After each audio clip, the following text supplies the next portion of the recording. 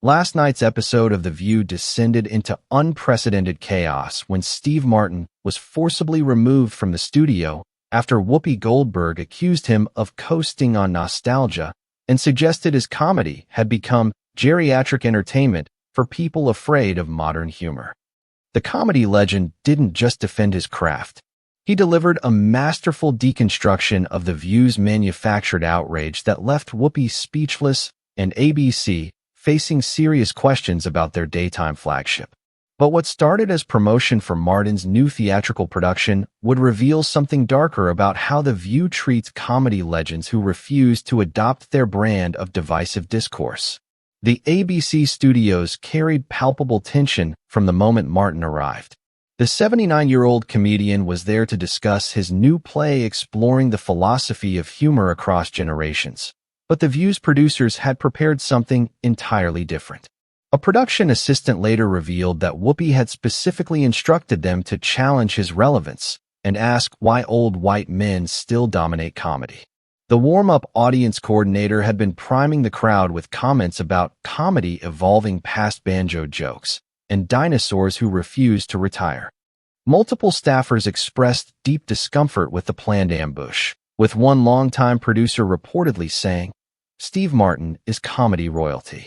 This is wrong," only to be overruled by Whoopi personally.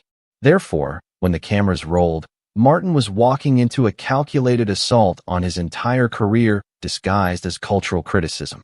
The show opened with typical hot topics, but Whoopi made several pointed comments about comedians who haven't evolved since the 70s and entertainment that belongs in museums, not on stages. Martin waited backstage with his characteristic calm, though staffers noticed him carefully observing the monitor with what one described as scholarly attention. His publicist would later reveal that Martin had actually researched The View's recent controversial moments, telling his team, "They survive on conflict. Let's see how they handle someone who refuses to provide it." When Whoopi finally announced, "Please welcome Steve Martin," he walked out with his signature gentle demeanor, his white hair and suit giving him an almost professorial appearance that contrasted sharply with the show's chaotic energy. "Steve, welcome to The View." Whoopi began with apparent warmth that didn't reach her eyes. Still doing the same act after all these years? The condescension was immediate. Martin's expression didn't change, but his response carried subtle steel. "Still asking the same questions after all these years," he replied mildly. The audience laughed, but Whoopi's face tightened. "I'm asking if comedy needs to evolve. Yours seems stuck in amber," she said. Interesting perspective from someone whose EGOD includes work from 40 years ago. Should we discuss evolution or selective memory? Martin responded calmly. "We're discussing whether your comedy is still relevant," Whoopi pressed. "Relevance is determined by audiences, not talk show hosts. My shows sell out. Your ratings are declining. Which one of us has a relevance problem?" Martin observed quietly. Therefore, the philosophical battle was engaged with Martin's characteristic understated precision. Joy Behar tried to intervene, sensing danger. "Steve, we respect your legacy," she began. "No, you don't. You invited me here to mock that legacy. The difference is, I expected it." "You didn't expect me to respond," Martin interrupted gently. He stood up slowly, his movement deliberate but unthreatening. "You know what's fascinating about this show? You've confused cruelty with conversation. You think attacking guests is journalism. It's not. It's just rudeness with better lighting," he said. "We challenge people," Whoopi said defensively. "You ambush people. There's a difference between challenging ideas and attacking persons. You've forgotten the distinction. Or maybe you never knew it," Martin replied. But then he revealed something that changed everything. "Your former producer called me yesterday. Warned me you plan to attack my age, my race, my relevance. Said you specifically wanted to, quote, take down another old white guy. Is that challenging or just prejudice?" he said. Whoopi's face went from defensive to alarmed. "That's not true," she said. "Should we call them? They're watching. They have recordings of your production meetings. Want to hear what you really say about your guests?" Martin suggested. The threat of exposed production meetings was devastating. The other hosts looked nervous. But Martin continued with surgical precision. "You know what your problem is, Whoopi? You've been in this chair so long you've forgotten what creativity is. You react to other people's work. You judge other people's art. But when did you last create something original? He asked. I'm an EGOT winner, Whoopi said desperately. Was. Past tense. What have you created lately besides controversy? What have you contributed besides criticism? I'm still writing, still performing, still creating. You're still sitting, still judging, still consuming, Martin observed. He turned to the audience, and this is where something important happens. There are artists watching who've been told they're too old, too irrelevant, too yesterday. Don't believe it. Art doesn't age. Creativity doesn't expire. If this resonates with you, share this moment. Comment your support for artists of all ages. Like this video to spread the message that creativity has no expiration date. Your engagement might encourage another artist who's been told they're past their prime. Sometimes sharing these truths helps others keep creating despite criticism, he said directly to the camera. The audience response was immediate and powerful. Many stood and applauded. Others nodded vigorously in agreement. But Whoopi, cornered and desperate, made things worse. At least I'm not doing the same tired act from 1975, she said nastily. Martin laughed, genuinely amused. My tired act includes writing for The New Yorker, composing music that's won Grammys, authoring best-selling novels, and creating original theatrical works. Your act is sitting in that chair criticizing people who actually create. Which one is tired? He asked. You don't understand modern culture, Whoopi claimed. I understand that culture isn't determined by daytime television. I understand that longevity comes from quality, not controversy. I understand that real artists create while critics just critique, Martin replied. He moved closer to her position. You want to know what's really sad? You were an artist once. A brilliant one. But you've chosen this, sitting here tearing down others, over creating something yourself. That's not evolution. That's devolution, he said. How dare you? Whoopi began to stand. How dare I what? Point out that you've become everything you used to satirize? That you've gone from challenging power to wielding it petulantly? That you've transformed from artist to attack dog? Martin asked. The questions hung in the air. Whoopi couldn't answer without confirming his point. But she made her fatal error. Security, remove him, she said, her voice shaking with rage. The audience exploded in protest.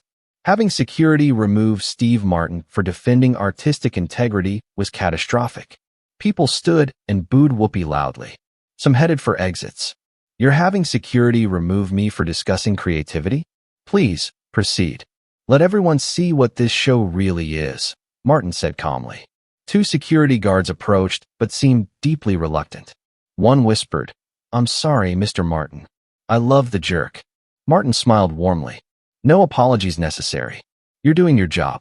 She's failing at hers, he said loudly enough for everyone to hear. He looked at Whoopi one last time. You know what the tragedy is? You have this platform, this influence, and you use it to tear down rather than build up. You could celebrate creativity. Instead, you attack it. You could inspire artists. Instead, you insult them, he said. Get out, Whoopi said, barely controlling her anger. I'm leaving. But first, understand this. You've just had security remove Steve Martin for defending artistic integrity. That's your legacy now. Not your EGOT. Not your films. This moment, attacking an artist for being an artist, he said. He walked toward the exit with dignity, then turned back. Oh, and Whoopi, my new play? It's about how criticism without creation is just sophisticated destruction. Thank you for proving my thesis, he said. He left to thunderous, sustained applause. The entire audience gave him a standing ovation. Many walked out with him. The show couldn't continue normally. Within minutes, #MartinExposes Whoopi was trending globally. The clip of security being called on a comedy legend went viral instantly. Artists across all mediums rallied behind Martin, sharing their own experiences of being dismissed as irrelevant. But the real impact came from older artists who felt validated. Martin had articulated something they'd felt but couldn't always express. That creativity doesn't have an expiration date. That longevity is achievement, not failure. That those who create are superior to those who only critique. The View returned from commercial without Whoopi. Joy awkwardly explained she was indisposed, but everyone knew the truth. She'd been exposed and couldn't face it. The next day brought severe consequences. Comedy legends collectively condemned The View.